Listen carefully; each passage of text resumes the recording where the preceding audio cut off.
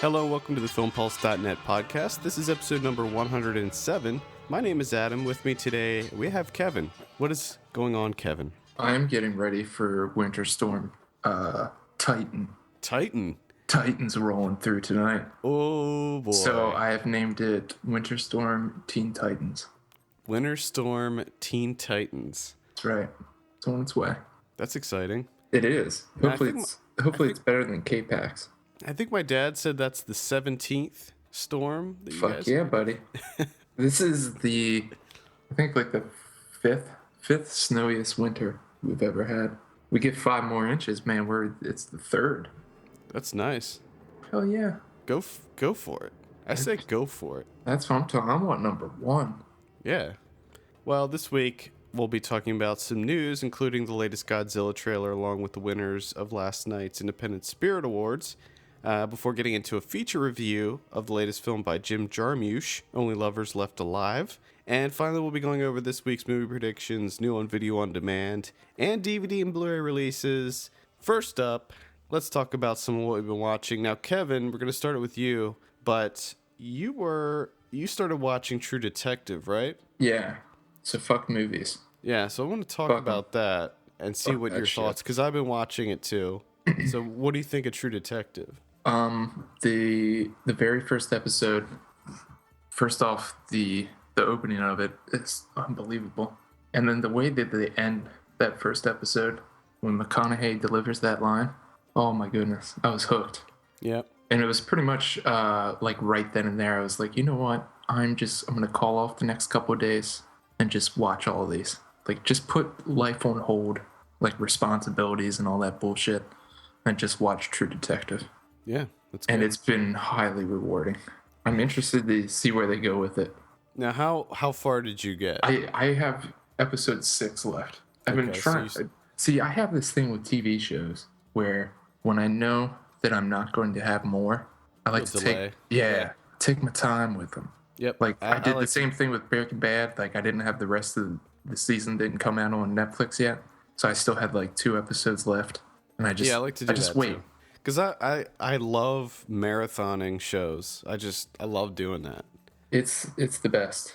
You sort of feel like shit afterwards.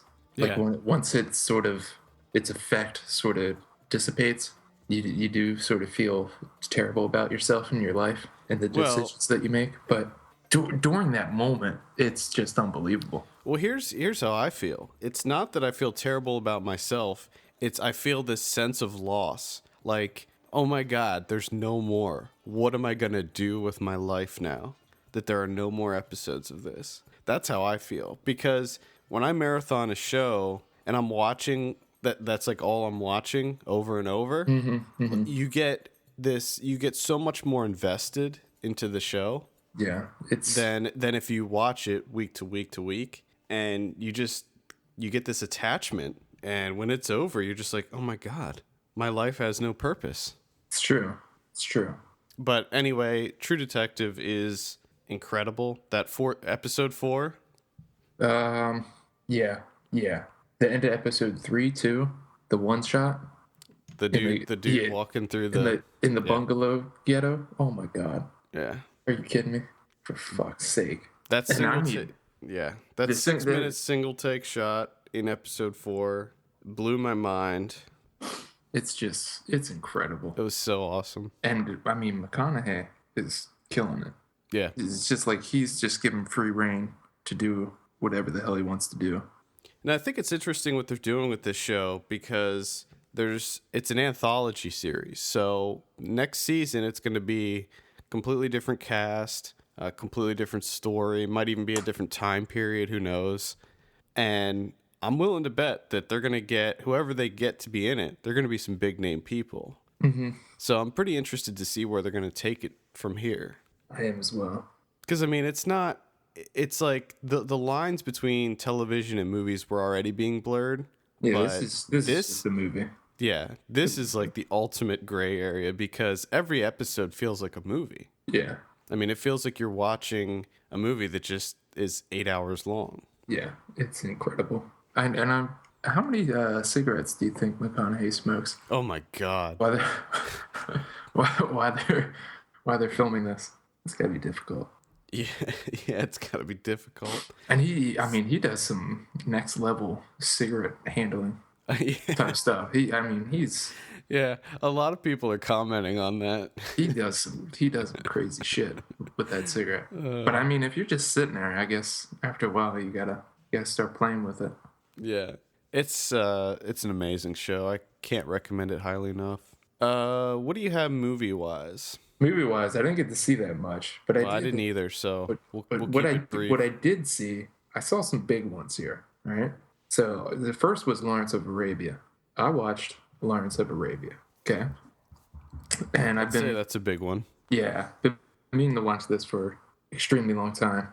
But one of the things that I didn't know when I got this is how long it is. I know that it was a big, epic film, but Lord have mercy, it's almost 4 hours long. And directed by David Lean. And I can't really find too many faults with it as a film, on a technical level. So it's an undeniably great film. I'll give it that. You really can't critique it too much.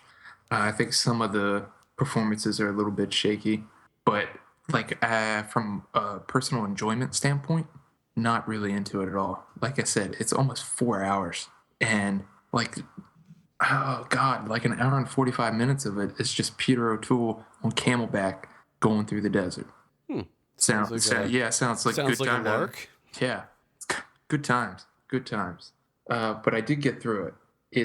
I think it is an important film, and it's one of those things where they just don't. And people say this all the time, but they don't really make them like this anymore. These big, giant, sprawling epics. The locations where they shoot and everything. It's just unbelievable. The execution of everything. But for me, for my taste, I'm more of I'm really big on creativity and artistry, and there's just really nothing here in Lawrence of Arabia. It's just pretty much, it's almost like workmanlike, just telling the story, where I'm not really that interested in stories when I'm watching films. I want to see visuals. I want to see technique. Yeah. So you're gonna run out and jump on top of Lawrence of Arabia? I've never seen Lawrence of Arabia. I will admit it, and I just don't have any interest in it at all. I never have either. But it just seemed like this has sort of been the year of knocking these important big time films off the list. You know what I mean? I don't know if it's just to get some cred, get some street cred. But yeah, I had no interest in seeing this, and even there was a sense of accomplishment after I finished it. I was like, yes, I did it. But I'm never going to watch this again, ever. It's like you leveled up. It's like you're yeah, exactly. I think I gained 500 experience points from this. Nice. Yeah, I'm level 27 now. Nice. It's unbelievable. 27 movie watcher. That's right. I saw, it's a twofer. Ooh, I'm just going to talk about them together, if that's okay. No. It's Patrick and Patrick. Oh, I was going to ask, are you going to Finkel Einhorn this one? Probably not, just because maybe I will, maybe I won't. It's going to be a busy week getting ready for South by. Nah, that's true. So Patrick, the original one is from 1978. It's an Australian film. It's similar to Carrie, and I think maybe that's why it didn't get as much recognition as it probably should have, because it's actually a really solid horror film. I actually really enjoyed Patrick, the original. It's about a guy who is there's this hospital that's just for coma patients. So everybody in this hospital is comatose, and a new nurse comes to work there. She forms this kind of bond with this one patient named Patrick, and it turns out that Patrick has telekinesis, and he can control things with his mind, even though he's confined to this hospital bed. Awesome. And Patrick sort of falls in love with the nurse and starts harming all the men that are close to her, and starts harming people that work at the hospital. And he basically goes nuts and starts killing everybody. Okay. In the original one, the cinematography was pretty great. I looked up who did it, and it's actually the same guy that did Moulin Rouge and some other very visual. Really? Got to Yeah. start with Patrick. Yeah. Oh, music by Goblin? Goblin did the music. Are Yeah. you kidding me? I'm gonna have to check out Patrick. It's really good. Like, it's really fun. I mean, it's still kind of like a B movie, 70s exploitation, Yeah. but it's still really fun and definitely worth checking out. Now, the remake, which comes out in a couple weeks, it's almost a shot-for-shot remake. Like, it's very, very similar. And I didn't like it. I'm surprised. There were certain aspects of it that I did like. They did a really, really good job of making it feel like a throwback to the original. Like, as far as the visuals and everything, it took place in modern times, but it had this kind of old feel to it that made it feel like it was almost in the 70s. Okay.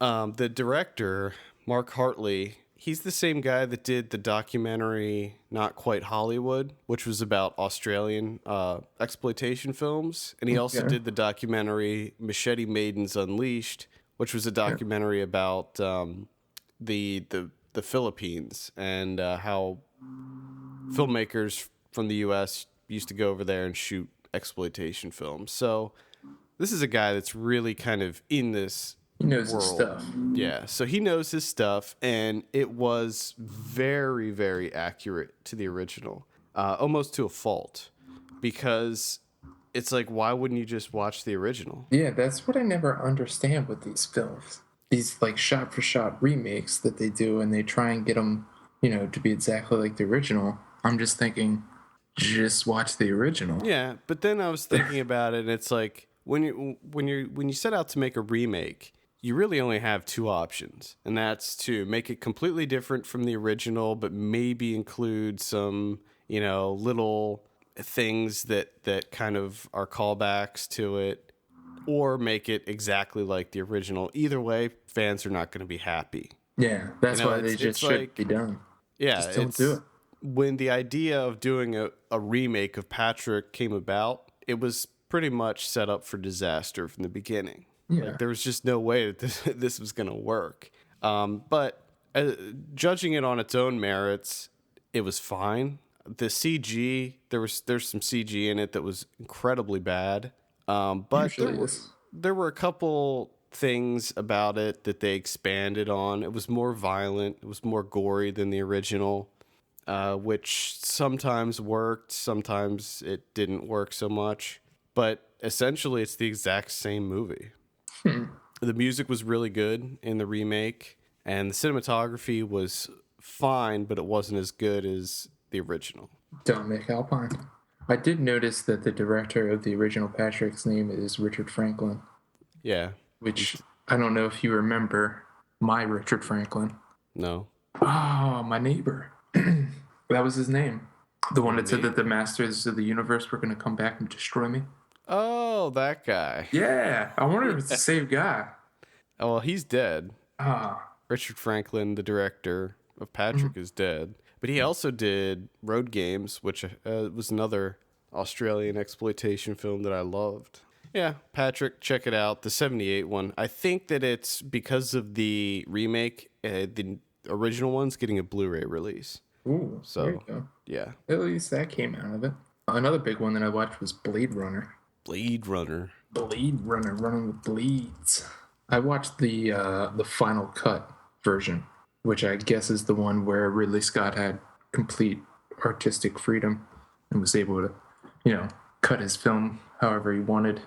Yeah, so I think the easiest way to figure out which cut you're watching is to see if there's voiceover by Harrison Ford. Yes, there was no voiceover in this one. That's the final cut. That's how you know if you're watching the final cut. If there's no bad voiceover, then you're watching the final cut. Which even watching the final cut, I was like, this movie's. I mean, let's be honest. It's a mess. It's a mess. The story is really underdeveloped, and it just seems like Ridley Scott has these great ideas, but I don't know if his brain is he's just so scatterbrained, or he just lacks the brain functions to like give a clear idea of what he wants, they just never come out right. It's like there's a great film in his head, but there's no one around that can get it out. Because it seems like every single film that he does has like 18 different cuts to it, and he never stops tinkering with them. And every film after it's released, he goes on this like media campaign talking about, well, oh, there was a scene that we originally had in there that cleared everything up, but we cut that out. And then, well, we did have this, but the studio took it out. And it's like this guy just makes excuses. I've never seen a director do this as much as he does. I mean, there's more media after the film comes out of him trying to explain what his film was about, which just tells me that he has no idea what the fuck he's doing. And Blade Runner is, number one, it looks amazing. The world building that's on display here, the art direction, the effects, everything is top-notch, unbelievable stuff. I was completely hooked. I was in it, even with the terrible writing and everything. I was still in it. It didn't take me out. The closest thing that came to take me out of it was the score, which is just irritating, so unbelievably irritating, with the damn synthesizers that just never stop. They don't stop ever. It's a sign of the times. I know, and the music's like, there's that scene towards the beginning where, where they first get Deckard and they take him to the cop car, and the synthesizers just start swelling like crazy because the cop car is gonna ascend, and it's making it all epic and everything, and you're like, oh shit, what's gonna happen? And it just ascends, floats for a little bit, and then parks. But we had this like fucking huge to do with this big dramatic epic music, and it's just a car parking. Are you kidding me? It was some serious car parking. I know, it must have been. It was next level type shit, but my god, the score is just ridiculously terrible, and the story really is. I haven't seen the other ones, and I'm really thankful that the one that I watched didn't have the voiceover, because you know how much I hate voiceover. So I probably would have hated this movie, the voiceover one, even more. But the end, well, the whole story really is just him hunting down replicants, which he sucks at because he only kills like 2 of them. And those are pretty anticlimactic to begin with. And then the whole like showdown with Rutger Hauer at the end, fucking Roy Batty's like, all right, I'm going to give you a couple seconds to run, and I'm going to come after you. And then next thing you know, he strips down the cycling shorts, and he's carrying around a fucking dove in his hand for some reason. And he just fucking dies. Just dies. But in slow-mo. They do slow-mo, and then of course he lets go of the dove. Slow-mo of the dove flying off. And then slow-mo of Harrison Ford's face. And then slow-mo of Rutger Hauer. And it's just all ridiculous. And just pretty incompetent, if you ask me. Which is what I've come to expect from Ridley Scott.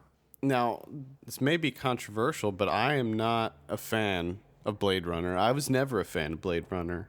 I tried watching Blade Runner maybe like a year ago, and I was just like, nope, it's just not for me. Like, I find it to be incredibly boring. It's very boring. And I mean, the only thing that I enjoy is the entire look of the film. Like the city. Yeah, I love the visual style of it. Yeah, the whole production design behind it, the effects, everything are just unbelievable. It's just unfortunate that there's nothing to go with it. Yeah, and I like the character of Deckard. I think he's kind of a badass. I'm really happy that this movie exists for one reason and one reason only, because it's a huge influence on LP. So I'm very thankful for that reason. Really, it's a huge influence on a lot of. It's a lot of people. The only one I care about is LP, though. Okay. I'm really happy that it exists for that reason. So what do you think? Is Deckard a replicant? Oh, he's definitely a replicant. Yeah.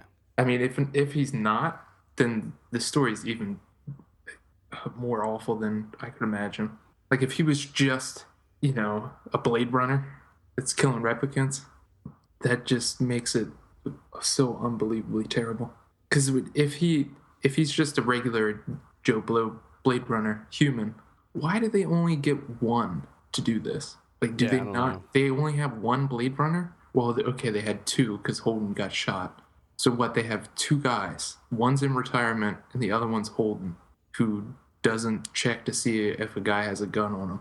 It's just it's terrible writing. Yeah, I mean, I think that there's probably tons of people out there that would debate that with us, but Well, I would love to have him on the show. We can debate that. I just don't. I really don't care to do that. No, you're going to do that. I'll do it. You're gonna do it. Speaking of Rutger Hauer, I saw a movie this week called Flesh and Blood. This is directed by Paul Verhoeven. Ooh. I think it's his first English language movie. Came out in 1985, so it was before RoboCop, and I'm pretty sure it was his first one. It stars Rutger Hauer and Jennifer Jason Leigh, and it's sort of it's a medieval tale, but it's not like a fantasy movie. It's a sort of more realistic look at just how fucking awful everything was back in medieval times. like you'll think twice about the next time you go to one of those medieval times restaurants, and all you'll think about while you're eating your like turkey leg or whatever the hell they serve there is all the raping and pillaging and murdering that happened back then. That went into bringing that turkey leg to your table. Yeah. So it basically, Rutger Hauer is sort of the leader of this group that they work with a dude to take back a castle, and then they get gypped on the spoils. So they get kicked out of the kingdom, and then they get pissed, and then they're like, you know what? Fuck that, dude. We're the best. We're gonna go dominate everybody. So they take over another kingdom, and these are like the most foul, disgusting, like barbaric people you will ever see. Like, all they do is just murder and rape everyone they see. It's slightly ridiculous. Are you supposed to be cheering for them? Well, that's the weird thing. It does have kind of this, like, odd tone to it, where at first you hate them, and then you start to kind of like them, like in an anti-hero sort of way. Like, Rutger Hauer is kind of an anti-hero in this movie. I've always thought of Rutger Hauer as Klaus Kinski light. Yeah, I could definitely see that. And it's really good. I mean, it's entertaining. It's very disturbing to watch at times because it is really intense on the violence, and like Jennifer Jason Leigh near the beginning of the movie gets gang raped by Rutger Hauer and his whole crew, but then like she falls in love with him, and it's kind of crazy. It's like Game of Thrones, but much dirtier. Wow. Yeah, if you can imagine that.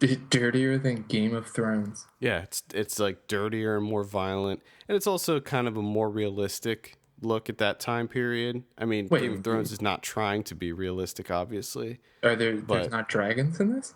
No, there's. So you're telling me there's no dragons in Flesh and Blood? It's all about the Black Plague, actually. It's all about, because this is during the time when the plague is just like killing everyone, and at one point. So this is peak plague time. Yeah. So at one point, they think that these guys kidnapped Jennifer Jason Leigh, and they sort of did, but okay, sort of. So they try to attack their little castle that they stole to try to get Jennifer Jason Leigh back, and they fail at it because they throw fruit at them and make them retreat by throwing fruit at them. Okay. Then they try attacking again, and they get their asses kicked, and then all they do is they take a dead dog and cut him into pieces and start shooting pieces of the dead dog over the walls with a catapult. Okay. And the dog is diseased with the plague. Gotcha. And then it's game over for them. Oh. Because one piece of the dead dog lands in the well. And oh, fuck. Yep. I hate when that happens. Yep. Yeah, it's game over by that point. But I definitely recommend checking it out. It's really kind of an interesting movie. It's a lot more epic than I thought it would be. But at the same time, it's just it's very much Paul Verhoeven. Like when you're watching it, you're like, yeah, I can see this, because it's just so dark and depraved and I like how we get nasty. these little threads going. There's a lot of plague talk today. Yeah, a lot of plague talk. We've been discussing the plague. Yep. Another big film that I saw, The Avengers. Oh, okay. I saw The Avengers. Yeah, I don't have it listed on the letterbox. I thought I'd wait and surprise you with this one. So I finished The Avengers last night. I did not know going into The Avengers that it's so fucking long. Yeah, it's a long one. And like, I mean, to be honest, nothing happens for a while. Pretty much the entire time Hawkeye is under the spell of Loki, there's not much going on. Except for a little bit when Hawkeye attacks the floating fortress or whatever the fuck you want to call it. So in that regard, I was not into it at all. I mean, I didn't even want to finish this thing, but I was holding out because I know that there's a battle coming. You know there's a battle coming. So I'm just waiting and waiting and waiting, having to go through all this bullshit where they fucking introduce every character. And I gotta say, the way that they introduced Captain America was just ridiculous. That was just terrible. And so you finally get to the battle. You gotta wait through all this shit to finally get to the battle. And I have to say, I enjoyed that quite a bit. The big New York battle at the end? The big New York battle at the end. Yeah. And I'm not a fan of any of these superheroes, really. I like Iron Man, but the only reason I like Iron Man is because I like Robert Downey Jr. and he provides most of the film's comedic energy. And I have to say that I fell in love with the Hulk with this one. Yeah, when they just let people did. Yeah, when they just let Hulk go, because if you really think about it, the only Avengers that you need are Iron Man and the Hulk. Everyone else pretty much does nothing because you just need a guy that can fly, and the Hulk fucking destroys everything. So you don't really need anyone else. I mean, what does Black Widow do, for Christ's sake? Nothing. And Hawkeye, I mean, I don't even understand. I think people know that they're kind of the sidelined characters. I know. I like the fact that they give him some screen time. Yeah, I like that. They throw him a bone. They throw him a bone. But my favorite part in the entire film is just when Loki says, delivers his little line, and then just Hulk just picks him up and slaps over and over again. And how they cut to him just laying there. Yes. In the crater. Yes.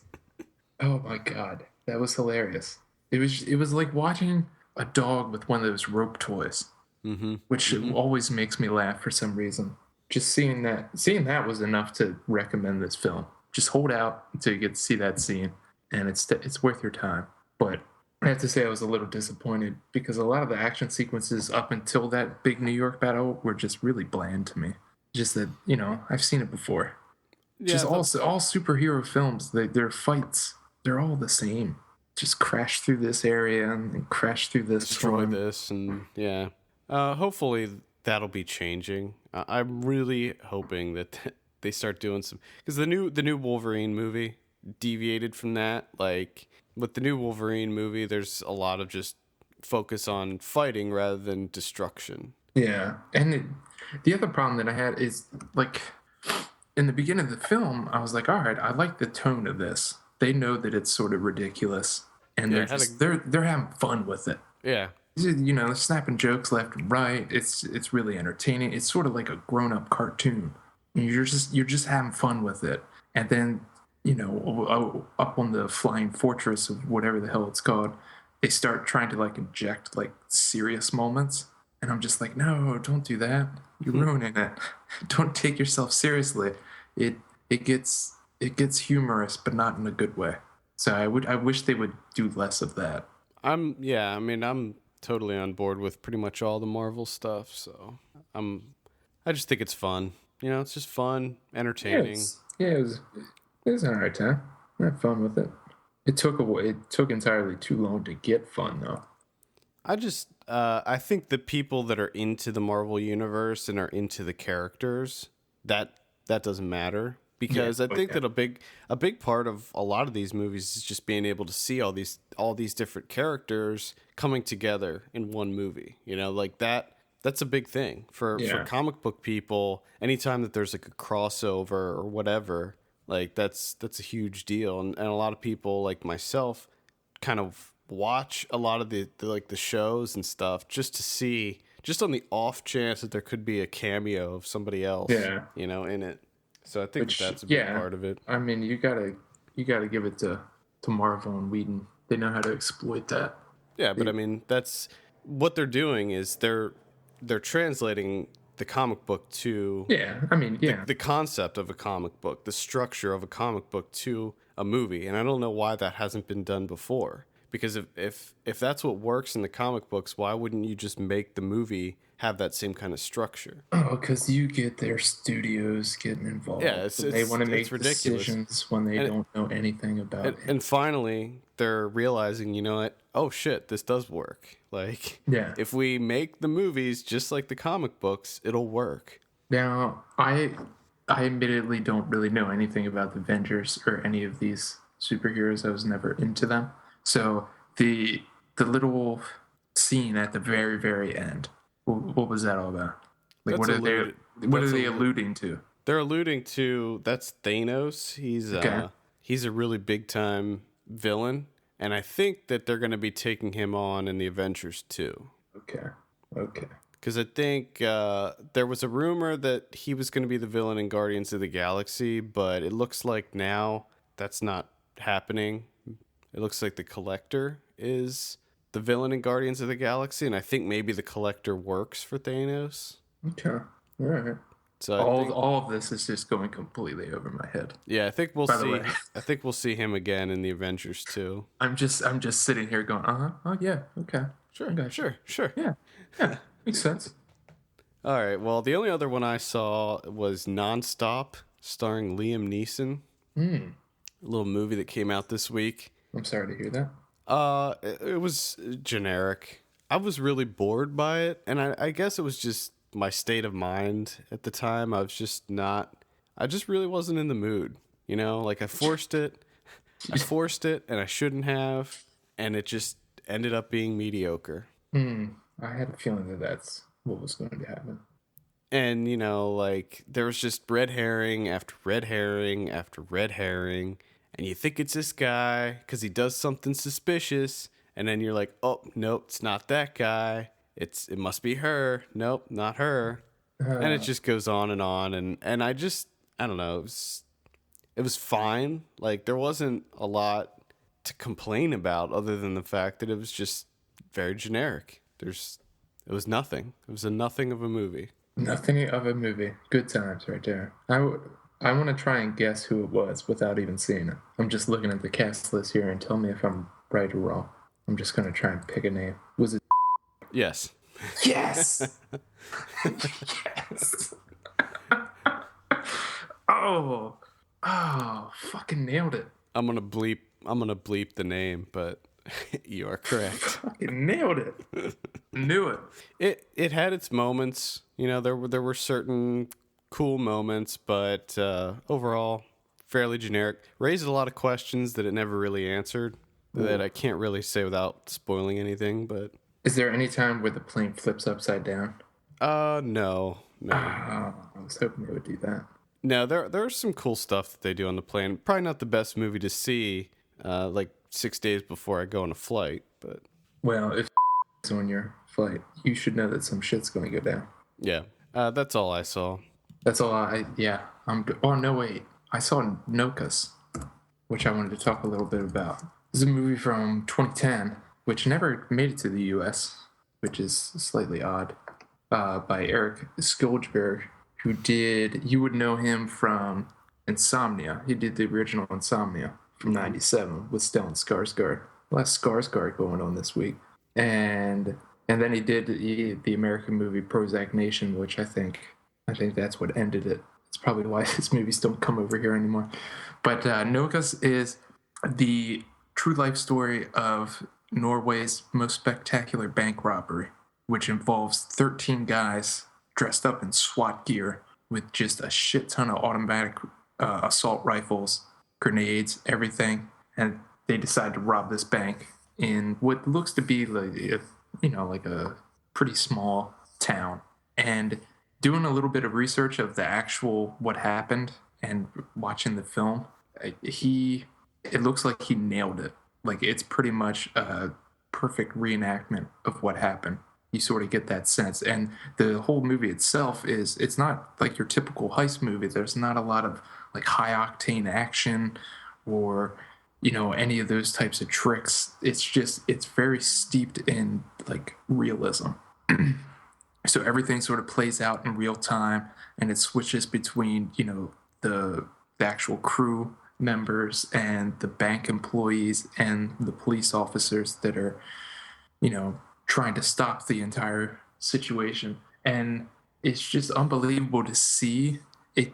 Towards the end, it sort of gets sort of like a dark comedy starts to unfold here, because where it takes place, it feels like Norway has never experienced this before in their lives. So all of the people that are like walking through the square, they just think that it's like a rehearsal, that this is just sort of some exercise. So they're just walking between the firefight like nothing's happening. And the buses are still dropping people off, still running their routes. And they actually put out a call saying, to the bus company saying, there's a robbery in place. Please stop coming to the square. Halt all your routes. So the one bus driver's like, what should I do? And the guy's like, well, just drive down there, talk to the cops, see what they want you to do. And it's like, they told you what they want you to do. Stop bringing the fucking buses in. And then, like, at one point, there's a guy like riding his bike through, and he's on his cell phone. And he's like, "Oh, I had to get off. There's police around." And like one of the robbers is just like, "You get off your bike, come over here." And he's like, "Oh, what's going on, guys? Is this like an exercise or something?" Hey, what's going on here? Yeah, and then he finally realizes that it's live ammunition, and he's caught in a firefight. It's unbelievable. It's so bizarre. But I mean, the way that it's all done is just unbelievable. And all the dramatic moments are sort of, everything's steeped in realism, but every time it comes to like a dramatic portion of the story, it'll go into like a slow-mo to sort of accentuate the actions. And it's not like any heist movie you've ever seen. Well, I do plan on watching this, so I highly recommend it. It's completely different. Yeah, I definitely want to watch this. It's Nokas, Nokas. Is that right? Yes. Not available in the States, so You can import it there. You can get the DVD. Oh, there you go. If you want to go through that route. Yeah, do that. Do it. Do that. Do it. Let's talk about the Spirit Awards. They were on last night. Did you get a chance to look at the results? I did look at the results, and are these independent movies? If 12 Years a Slave is an independent movie, then yes, it's very independent. But it's just, as soon as I looked at the list, I'm just like, what the fuck happened to the Independent Spirit Awards? Yeah, this has got to be the worst year for that. I mean, did they just copy the Golden Globes? Or, yeah. I don't understand what they're doing anymore. 12 Years a Slave wins Best Feature, Best Director, Best Screenplay. What do we got here? Best Supporting Female, which I agree with that one. Yeah. Best Cinematography. Was that all of them? Yeah, it's pretty much all of them. Pretty much every category that it was nominated for, it won. McConaughey and Leto win. Yeah, McConaughey and Leto win. And Blanchett went for Blue Jasmine. And Blue Jasmine also did not win. That one, no, that was it. Nebraska won for Best First Screenplay, Bob Nelson.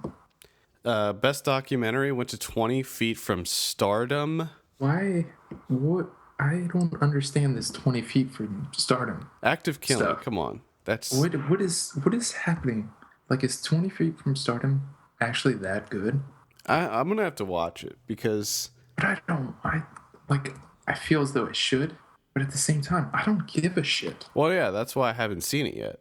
Because I don't care about that movie. I have no desire. Then again, I remember back when Searching for Sugar Man came out, and I was like, I don't have any desire. I saw it, and I loved it. So, I don't know.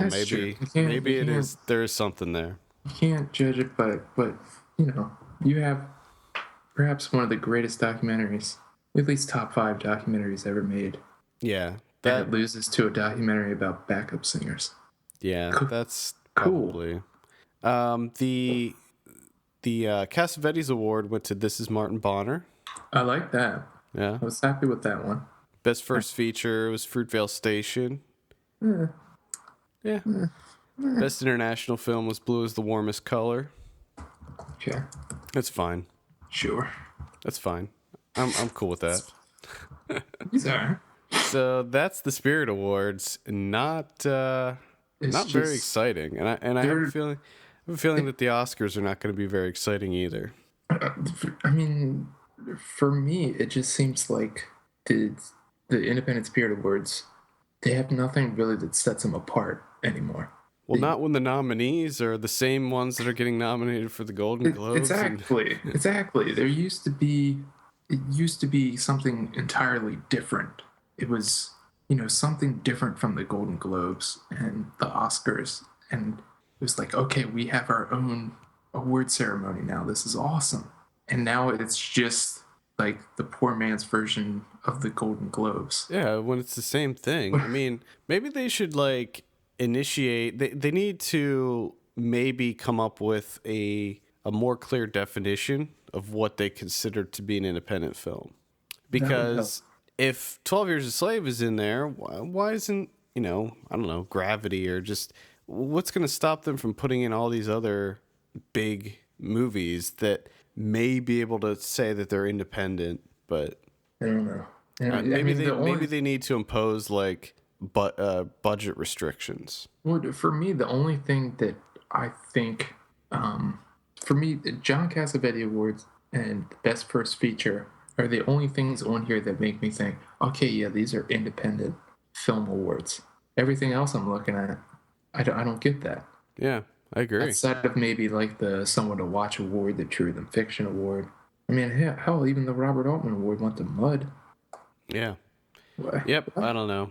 Very, very disappointing. So the new Godzilla trailer came out. Kevin, what'd you think of this? I'm torn. I'm not interested at all in rebooting Godzilla, I have to say. But there were some pretty nice shots in there. Yeah, I think the aircraft falling from the sky, the flare shot, it looks interesting. Good cast too. Bryan Cranston sounds like he's going to be awesome in it. I like that Aaron Taylor Johnson. I like him. Elizabeth Olsen's in it.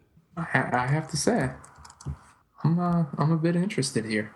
Yeah, I mean normally when a second trailer comes out, I'm not too interested in checking it out. But with this one, I was like, okay, I'm totally sold on this movie now. That was a really awesome trailer. Yeah, I'm ready to do it. I'm ready to get in there. Ready to see some Godzilla. Do you think P. Diddy would do a song for this one? Are they gonna have P. Diddy do a song? We can only hope.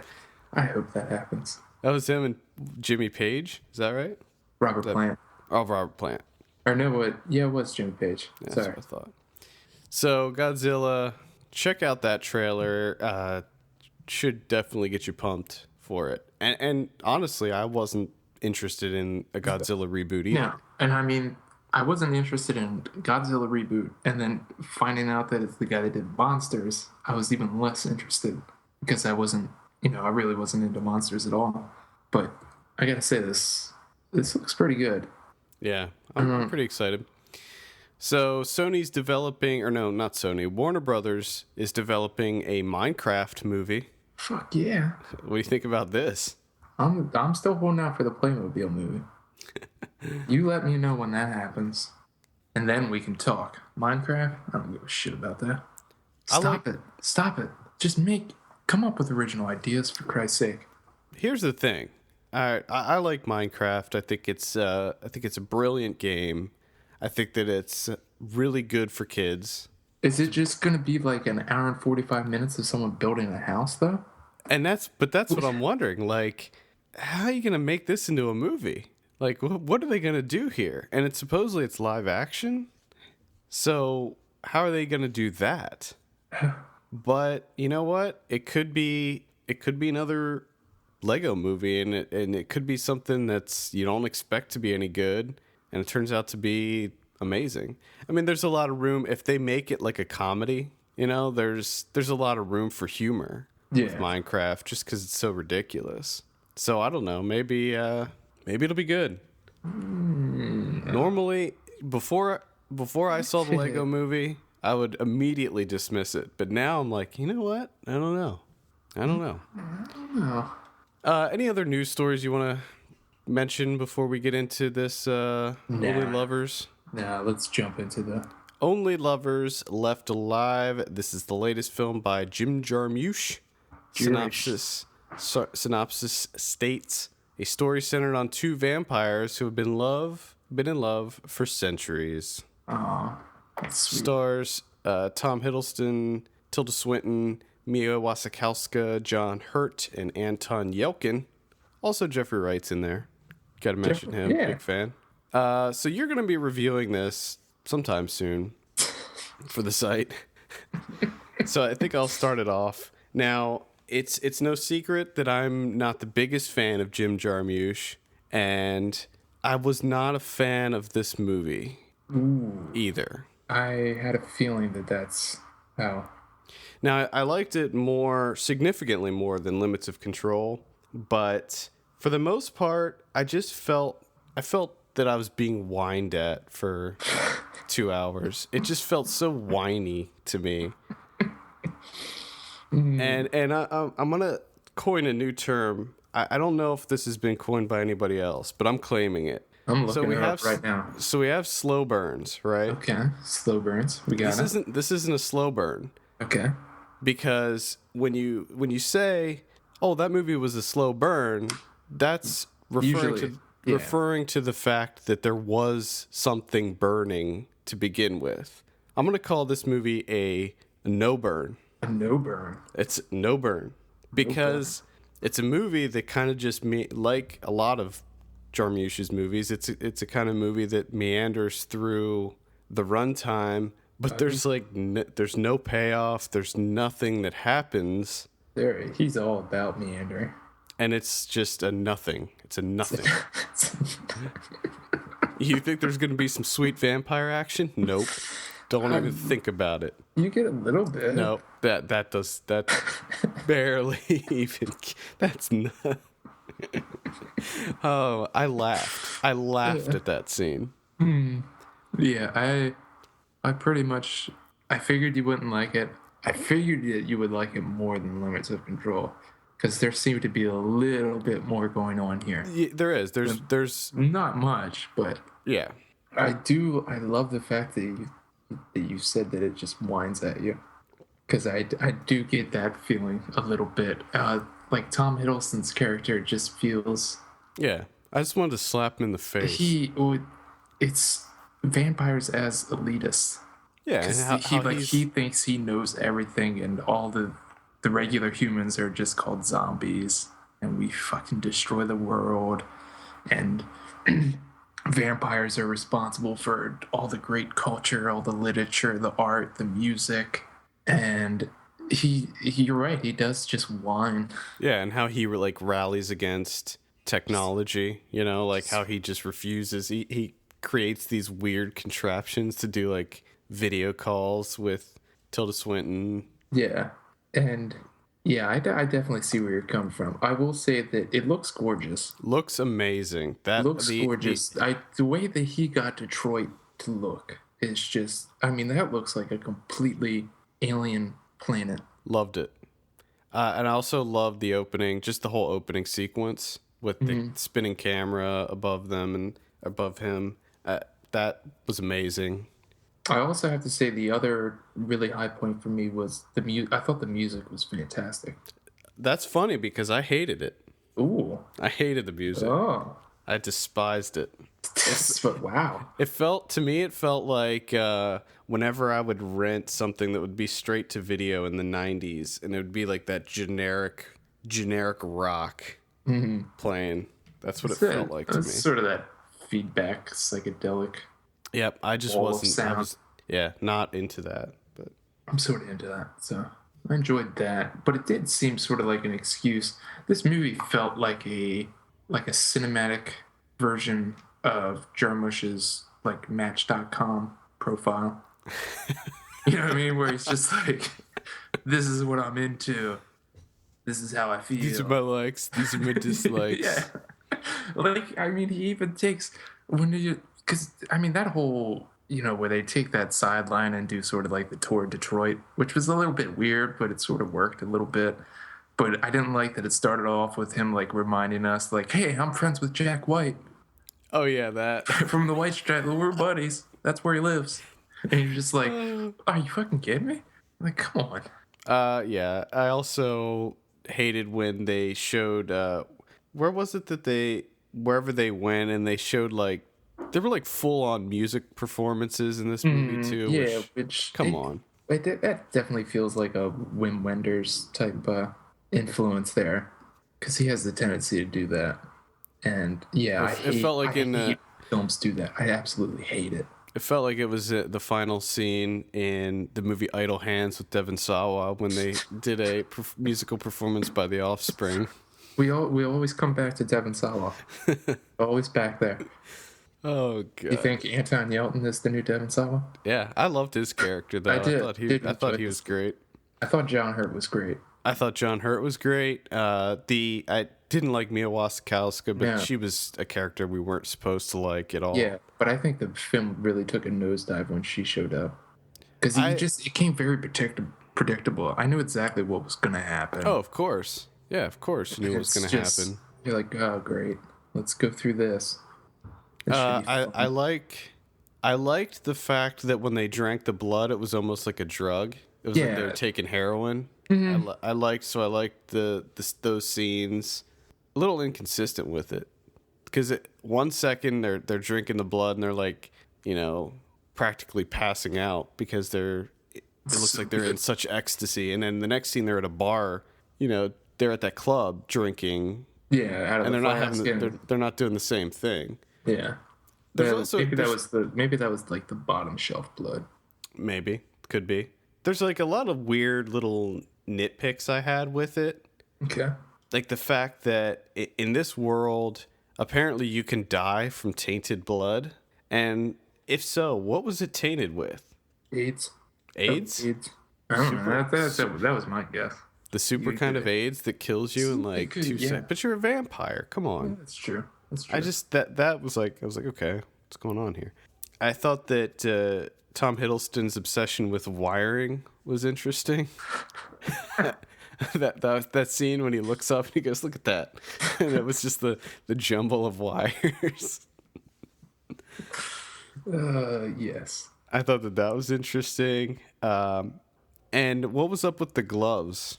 Did you notice that? Yeah, how they focused in on them taking off and putting on gloves like over and over again. Yeah, I guess they're doing all the touch things. I have no idea.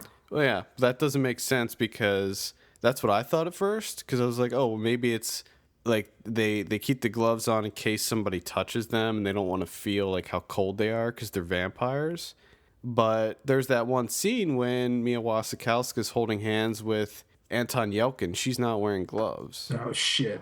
Damn. But it's you like just blew the shit wide open. Jarmusch focused in on that glove thing like several times. It had to mean something.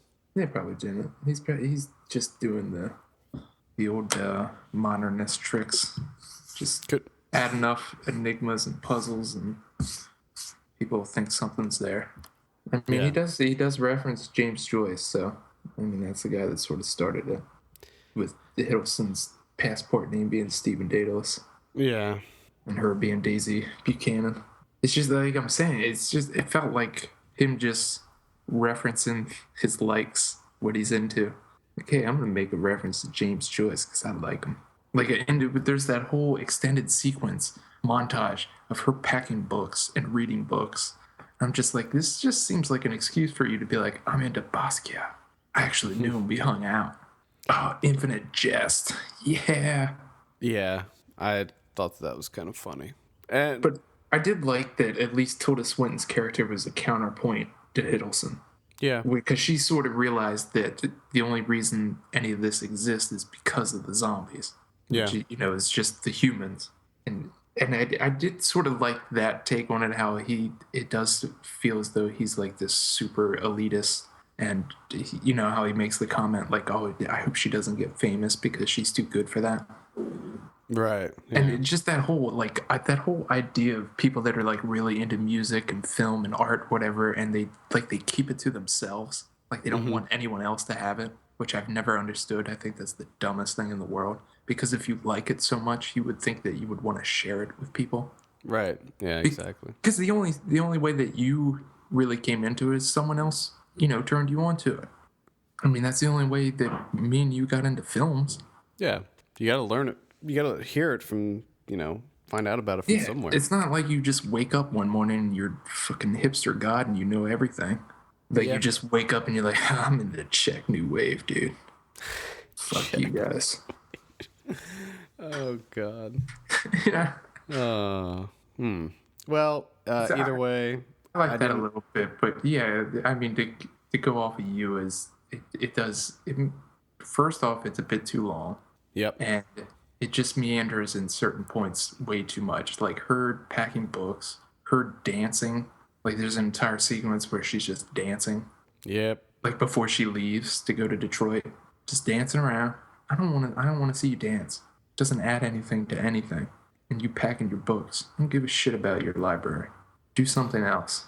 Yeah, I mean, really, the whole mechanic of making them vampires, I think that the only reason that he even did that is so that they could be hundreds of years old and have this kind of worldly knowledge, that people just don't have or can't have. Yeah, sort of in the sense where she was just able to touch things and know exactly, what type of wood it was, how old it was.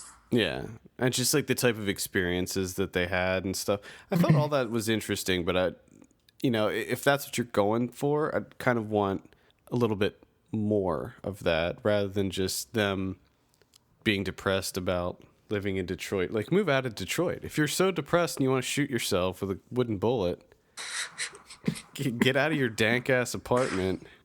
And but where's he gonna go, man? Zombies are everywhere.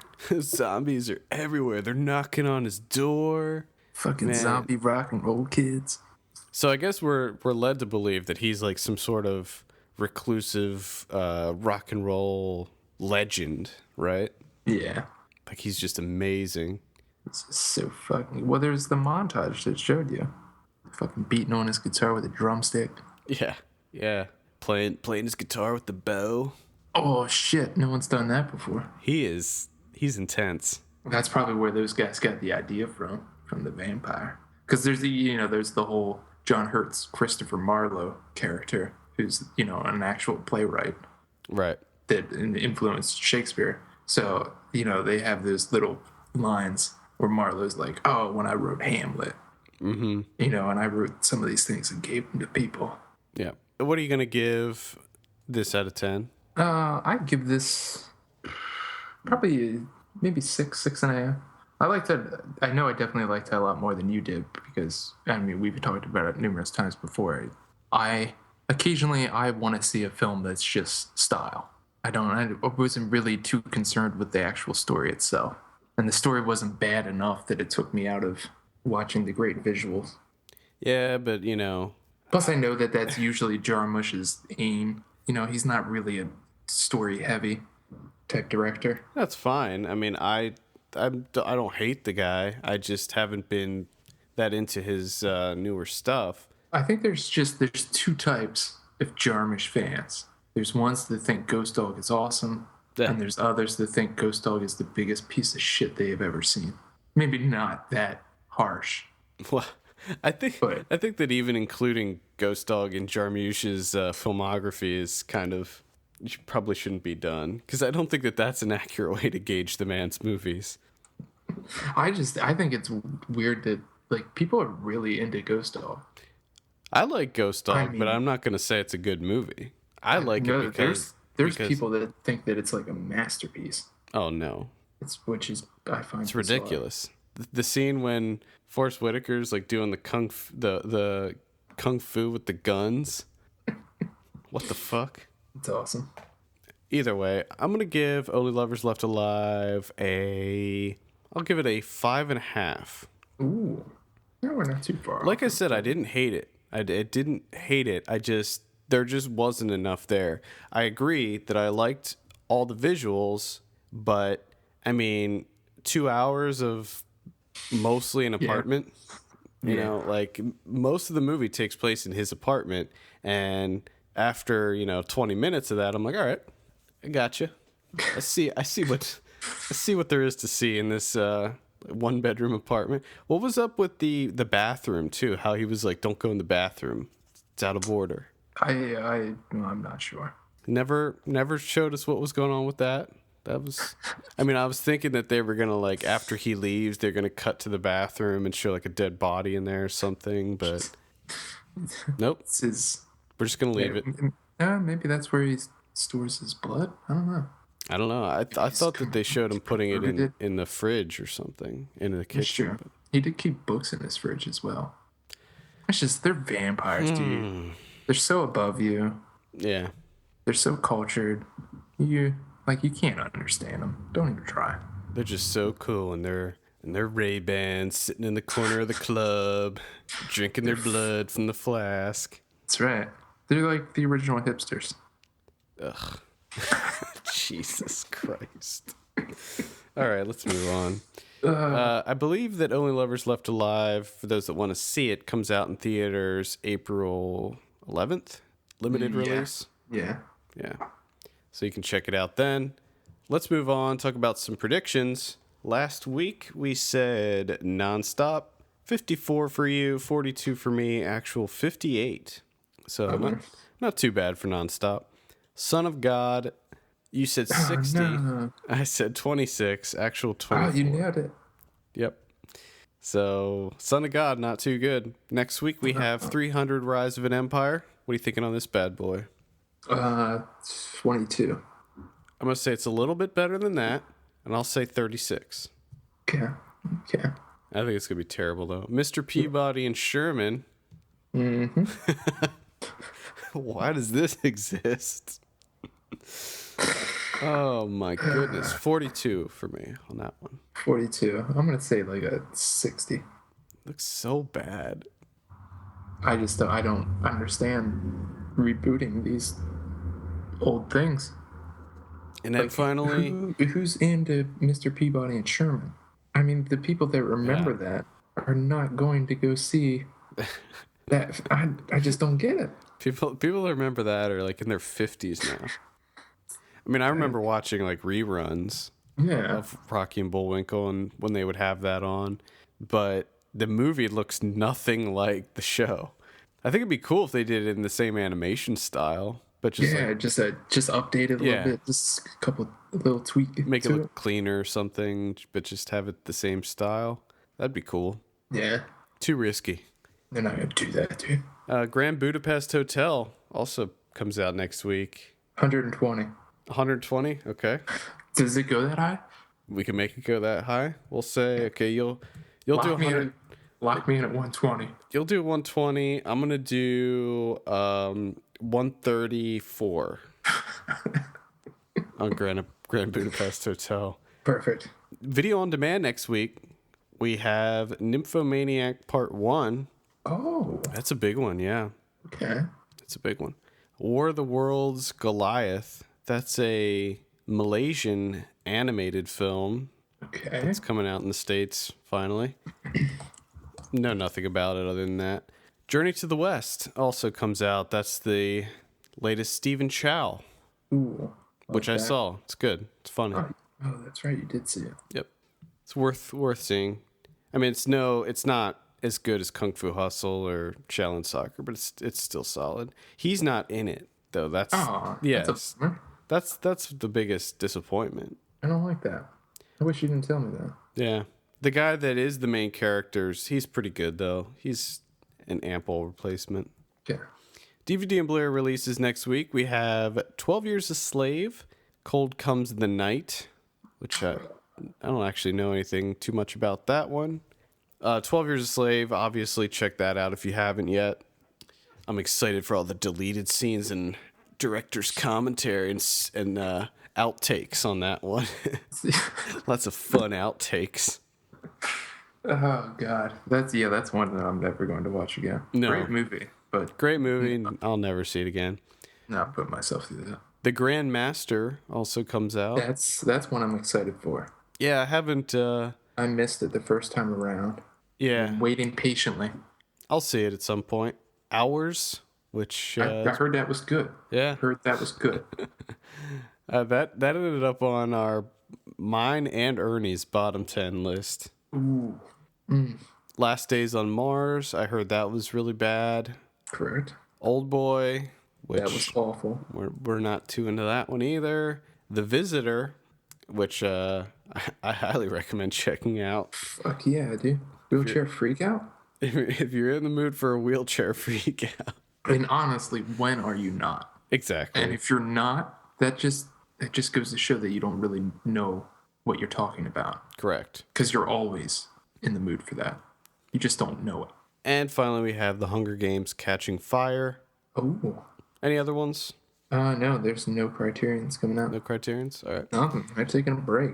I think it's unfortunate that I'm looking at this Old Boy release and it does not include the director's cut.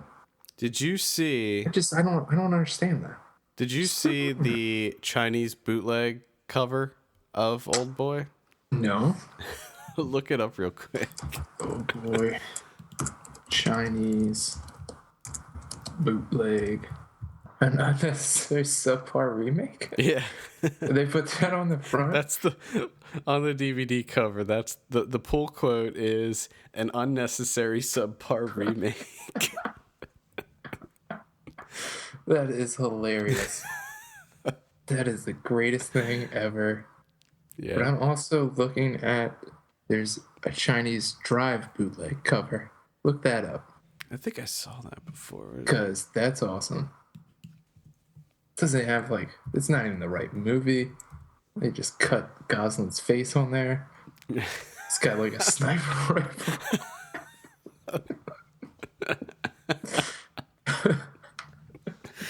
Oh my god. Oh man. That is amazing looking. I love it. I might have to make that the cover of this week's show, even though we're reviewing Only Lovers Left Alive. Oh, that's incredible. All right. Next week, we'll actually not be recording because Ryan and I will be in Austin for South by. So we'll be back in 2 weeks to review some more fun stuff. By then, we'll probably be doing rhymes for Young Ghouls, and maybe we'll probably have some other stuff ready to go by then. Also, I will probably be recording a South by wrap-up episode. A little travelogue. Yeah, so that should be coming out probably after we get back as well. I'm going to try to get somebody to come on the show for that, like a guest, maybe a fun guest. Ooh. So, all right. I think that'll wrap it up. For all the latest film news and reviews, visit us at filmpulse.net. Follow us on Twitter at filmpulse.net, and be sure to rate us on iTunes. We appreciate that very much. For filmpulse.net, my name is Adam. And I'm Kevin. And we'll see you on Thursday for Ryan Watches a Movie.